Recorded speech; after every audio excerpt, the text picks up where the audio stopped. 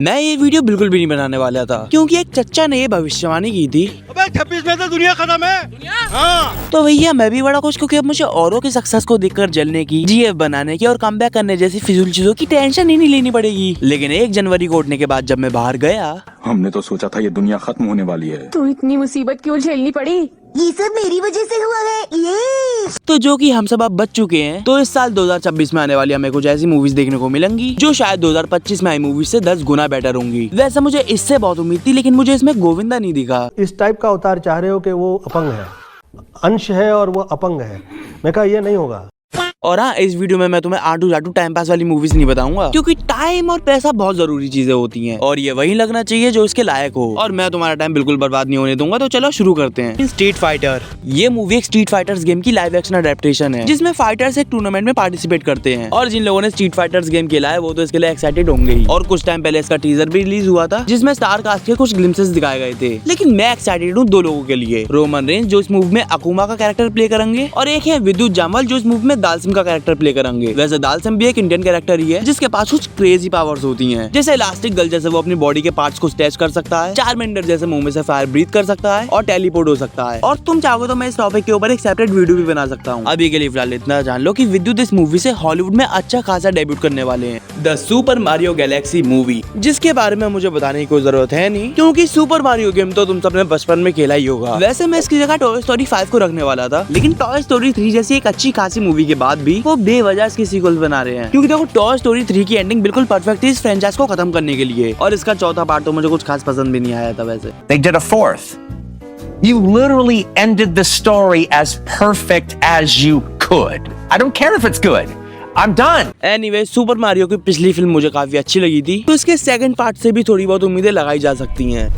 और इसी के साथ हमारी अगली फिल्म है रायन गॉसलिंग की प्रोजेक्ट हिल मैरी, जो कि एक स्पेस एडवेंचर फिल्म होने वाली है जिसमें हम देखेंगे कि सन धीरे धीरे खत्म होता जा रहा है और इससे उसके आसपास के जो भी प्लैनेट्स हैं वो तक इन्फेक्टेड हो रहे हैं। और ऐसा क्यों हो रहा है हमें नहीं पता, तो इसी चीज का पता लगाने के लिए हमारा मेन हीरो स्पेस में जाता है। थोड़ी बहुत इंसेप्शन वाली वाइब आ रही होगी, लेकिन मैं इस मूवी के लिए इसीलिए एक्साइटेड हूँ क्योंकि इस मूवी के मेकर्स ने Spiderman across the Spider-Verse movie भी बनाई है। और इसी के साथ हम बढ़ते हैं अपने टॉप 10 मूवी की तरफ, जिसमें जो नंबर 10 पे जो मूवी आती है उसका जो मेन कैरेक्टर है वो एक रंडी की औलाद है और वो कैरेक्टर प्ले करते हैं अपने जानी नानी। वैसे मुझे ऐसे मास मसाला टाइप मूवी नॉर्मली इतनी कुछ खास पसंद आती नहीं है, लेकिन मुझे इतना पता है कि ये मूवी पुष्पा 2 से तो बेटर ही होगी। नंबर 9 पे आती है अपने किंग खान की मूवी, जो कि उनकी पिछली पठान और जवान जैसी एक एक्शन फिल्म होगी, बस स्टोरी ठीक ठाक निकल जाए। और इस मूवी के स्टार कास्ट में भी बहुत सारे एक्टर्स हैं। ये मूवी 1500 करोड़ रुपए कमाएगी इसकी तो गारंटी है नहीं, लेकिन एसआरके के नाम पे ये मूवी 700-800 करोड़ तक तो चली जाएगी। टॉक्सिक, तो हमने पिछले कुछ सालों में ऐसे कई एक्टर्स देखे हैं जो कि एक बहुत ही बड़ी मूवी देने के बाद उनके ऊपर एक श्राप या फिर एक नजर सी लग जाती है, जैसे प्रभास बाहुबली 2 जैसी मूवी देने के बाद साहो और राधेश्याम जैसे मूवीज कर लेते हैं, और आरआरआर के बाद से एनटीआर देवरा और वॉर 2 जैसी फिल्म और रामचरण गेम चेंजर जैसी फिल्म। लेकिन यश इकलौता ऐसा एक्टर है जिसने केजीएफ 2 जैसी बड़ी फिल्म देने के बाद 4 सालों तक किसी फिल्म को हाथ नहीं लगाया था। और 2026 में यश की 2 फिल्म्स आ रही हैं, एक है टॉक्सिक और एक के बारे में मैं आगे बताऊंगा। तो टॉक्सिक 70s to 80s के एरा की कोई गैंगस्टर टाइप मूवी होने वाली है, जिसके स्टार कास्ट के पोस्टर्स भी एक एक करके रिवील होते जा रहे हैं, जिसमें ज्यादातर महिला है। वैसे इस फिल्म की राइटिंग में भी यश ने थोड़ा बहुत साथ दिया है। और हाँ, यश के बर्थडे पे टॉक्सिक का एक वीडियो आया था जो कि मुझे टीजर या ग्लिम्स कम किसी कॉन्डम ब्रांड का एड ज्यादा लग रहा था।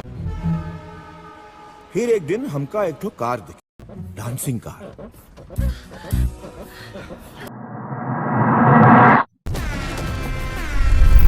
टॉक्सिक तो वन प्लेयर्स कॉर्नर। वैसे ये मूवी क्लैश करेगी एक ऐसे फिल्म से जो कि इस लिस्ट की अगली फिल्म भी होने वाली है और उसका नाम है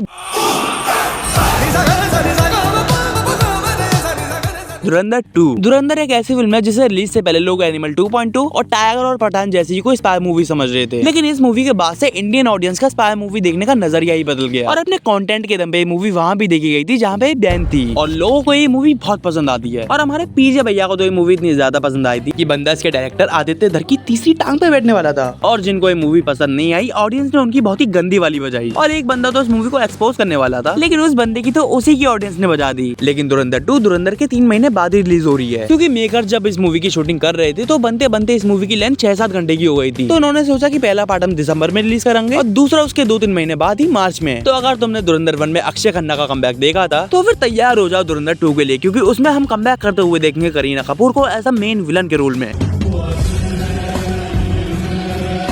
स्पिरिट। तो स्पिरिट मेरे फेवरेट इंडियन डायरेक्टर की मूवी है, जो कि है संदीप रेड्डी वांगा। और इस बंदे ने अपनी लाइफ में 3 ही फिल्म्स बनाई हैं और तीनों एक से बढ़ के एक हैं। और स्पिरिट फिल्म से मुझे बहुत ज्यादा एक्सपेक्टेशन है, not because of Prabhas, just because of Bango. ऐसे इस मूवी में डोंगली की जगह विवेक ओबरॉय होंगे एज अ मेन विलन। साला ये उड़ाता कौन है कि स्पिरिट में डोंगली विलन है और पैराडाइज में रायन रेनॉल्ड्स। लेकिन हाँ, मैं तुम्हें इस चीज की गारंटी जरूर दे सकता हूँ कि स्पिरिट में प्रभास से ज्यादा तुम्हें विवेक ओबरॉय पसंद आने वाले हैं। और न्यू ईयर पर प्रभास का लुक भी रिवील हुआ था, जो कि थोड़ा थोड़ा एनिमल के रणविजय जैसा लग रहा था। बस वांगा प्रभास से स्पिरिट के अंदर बाहुबली लेवल वाले प्रभास की एक्टिंग निकलवा लें तो मजा ही आ जाएगा।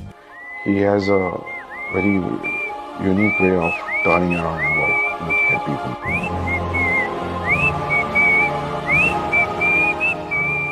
तो एडिटिंग करते करते मुझे न्यूज आई है कि स्पिरिट मूवी इस साल नहीं बल्कि अगली साल 2027 में मार्च में आएगी। तो अब मैं इस मूवी को इस लिस्ट में रखूं या नहीं समझ में नहीं आ रहा है, चलो रख ही देता हूँ। एनीवे, अब बढ़ते हैं अपने टॉप 5 लिस्ट की तरफ। रामायण, जो कि इंडियन सिनेमा हिस्ट्री की अब तक की सबसे बड़ी फिल्म होने वाली है, जिसका बजट ही 3 से 4 हजार करोड़ रुपए बताया जा रहा है। और इस बजट में तुम 6 कल की, 8 RRR और 16 बाहुबली 2 बना सकते हो। इस फिल्म में VFX और CGI का काम कर रही है डीनेक्स स्टूडियो, जिसने avatar, dune, Avengers end game और इन्फिनिटी वॉर जैसी फिल्म में VFX और CGI का काम किया है। और डीनेक्स स्टूडियो के CEO है नमित मल्होत्रा, और वो इस फिल्म को बना भी रहे हैं और इसकी कास्टिंग भी ठीक ठाक है ही। और म्यूजिक भी इसमें हांस जिमर और AR रहमान दे रहे हैं। मूवी 2 पार्ट्स में रिलीज होगी, जिसका पहला पार्ट हमें इसी साल दिवाली को देखने को मिल सकता है। अगली है ड्यून का पार्ट 3। और मुझे पता है कि इंडिया में ड्यून की इतनी ज्यादा ऑडियंस नहीं है, लेकिन यार इस मूवी के पिछले दोनों पार्ट्स देखो, इसमें एक्टर्स की एक्टिंग, VFX, स्टोरी, म्यूजिक सब कुछ बिल्कुल टॉप नॉच है। मतलब कुल मिला के टॉप लेवल का सिनेमैटिक एक्सपीरियंस है। और ड्यून का पार्ट 3 इसी साल दिसंबर को आने वाला है, तो अभी बहुत टाइम है, तो जल्दी से इसके दोनों पार्ट्स देख डालो। और अगली है ओडेसी, जिसके डायरेक्टर हैं दिमाग हिला देने वाले क्रिस्टोफर नोलन। और इस मूवी में स्टार कास्ट के नाम पे आधा हॉलीवुड है और इसकी स्टोरी बेस्ड है हिस्ट्री की सबसे ग्रेट मैथोलॉजिकल स्टोरीज में से एक ओडेसी पर। बाकी तो मैं क्या ही बोलूं, नोलन है ही, सब संभाल लेगा। और नंबर 2 पे है स्पाइडरमैन ब्रांड न्यू डे, जिसमें हम देखेंगे कि पीटर पार्कर को सब लोग भूल चुके हैं और न्यू विलन्स उसकी बजाने को लाइन में लगे हैं। और इस फिल्म में तो हमें हल्क और स्ट्रेंजर थिंग्स से शेडी सिंह भी देखने को मिलेगी। और यार स्पाइडरमैन की ज्यादातर मूवी अच्छी होती है, फिर चाहे वो लाइव एक्शन हो चाहे एनिमेटेड, और इसी वजह से इस मूवी पे शक की तो कोई गुंजाइश ही नहीं है। और लास्ट में नंबर 1 पे जो मूवी है वो है अवेंजर्स डूम्सडे, जिसमें अपना RDJ का कमबैक होगा एज डॉक्टर डूम। और यार थिएटर सही में स्टेडियम बन जाएंगे, क्योंकि इस मूवी में कमबैक हो रहा है अपने कप्तान साहब स्टीव रॉजर का। न्यू अवेंजर्स में हम देखेंगे एक्समैन की पूरी team, Thunderbolts, fantastic four, शैंग-ची, Spiderman और गार्डियंस। लेकिन भैया मैं तो पर्सनली एक्साइटेड हूँ लोकी को अवेंजर्स के साथ डॉक्टर डूम के खिलाफ लड़ते हुए देखने के लिए। और तुम इनमें से किस मूवी के लिए ज्यादा एक्साइटेड हो, कमेंट करके जरूर बताना। और हाँ, यहाँ तक वीडियो देख रहे हो तो सब्सक्राइब तो कर ही दोगे। तो अब मैं भी चलता हूँ अपनी अगली वीडियो पे काम करने के लिए, क्योंकि मुझे IMAX के लिए चंदा इकट्ठा करना है। बाय।